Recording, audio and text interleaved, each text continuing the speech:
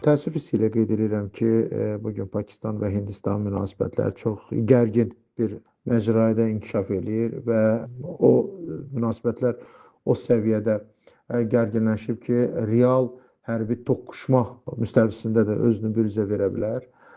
Bu gərginlik və nəzərə alsaq ki, Pakistan və Hindistan ikisi də nüvə dövlətidir və bu dövlətlərin hərbi döyüş meydanında toqquşması, hərb meydanında toqquşması şübhəsiz ki, sonraki mərhələdə bölgə üçün çox ciddi faciələrə yol aça biləcək bir vəziyyətin yaranmasına gətirib çıxarda bilər. Və bu səbəbdən də təbii ki, biz çox arzulayırıq ki, indiki gərginlik beynəlxalq hüquq norma və prinsipləri daxilində öz həllini tapsın və xüsusilə də Azərbaycan üçün qardaş olan Pakistan xalqı hər hansı bir faciələrlə üzləşməsin.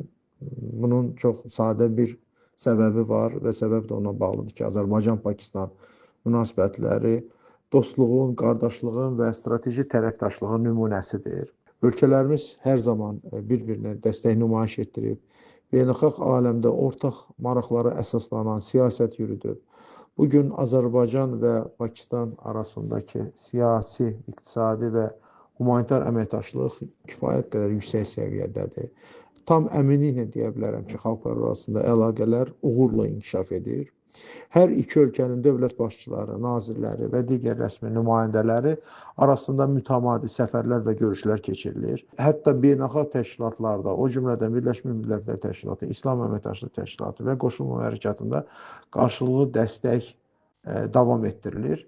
Və bu da təbii ki, ən azından onu deməyə əsas verir ki, biz heç bir zaman Pakistan xalqının belə bir təhlükələrlə üz-üzə qalmasını heç bir halda qəbul edə bilmərik və təəssüf hissi ilə qeyd edirik ki, hələ də Hindistanda müəyyən dairələr var ki, onlar bir çox səbəblərə görə Pakistanla münasibətlərin daima belə gərgin olmasında, saxlanılmasında maraqlıdırlar. Müxtəlif proksi qüvvələrlə müxtəlif terror hadisələri də törədilməsində də açıq-aşkar öz niyyətlərini gizlətmirlər. Hətta bu son baş vermiş hadisələr zamanı belə dərhal 30 dəqiqə belə hadisədən sonra dərhal Hindistan hökuməti Pakistanı həmin terror hadisələrində günahlandırdı və Pakistan da dərhal buna reaksiya verdi ki, beynəlxalq komissiya yaradılsın, araşdırılsın, amma Hindistan buna getmədi. Bu onu göstərir ki, Hindistanda müəyyən qüvvələr bu münasibətlərin bax bu səviyyədə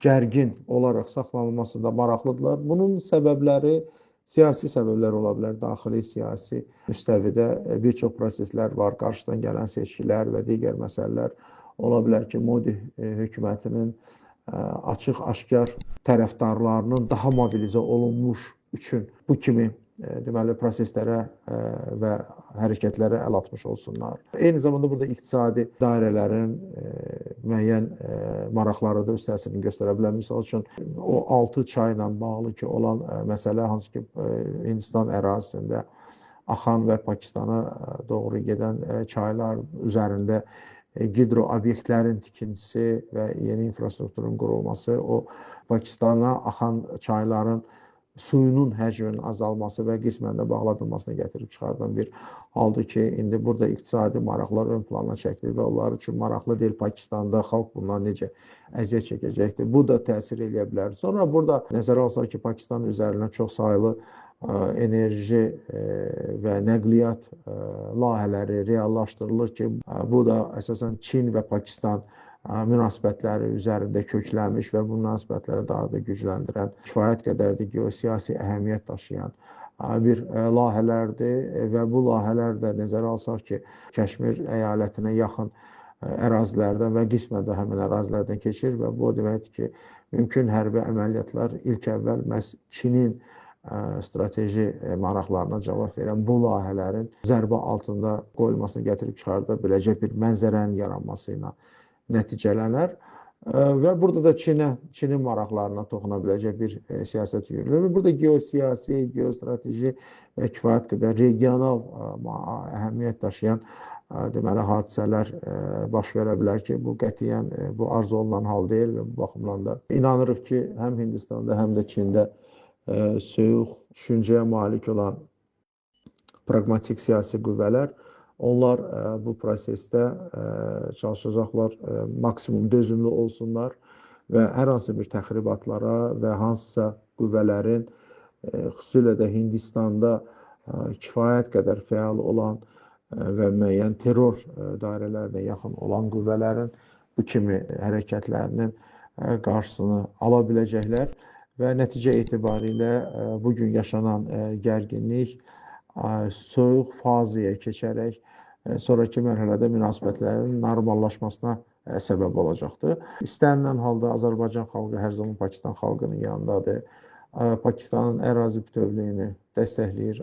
Beynəlxalq hüququn yaratdığı bütün imkanlardan maksimum yararlanması üçün Pakistan tərəfindən yararlanması üçün Azərbaycan da bu prosesdə hər zaman öz dəstəyini göstərməkdədir və inanırıq ki, hazırda yaşanan Hindistan-Pakistan gərginliyi münasibətlərin gərgin müstəvidən daha dinc müstəviyə keçirilməsinə səbəb olacaq bir siyasətlə nəticələnəcəkdir. Ən azından biz buna ümid bəsləyirik.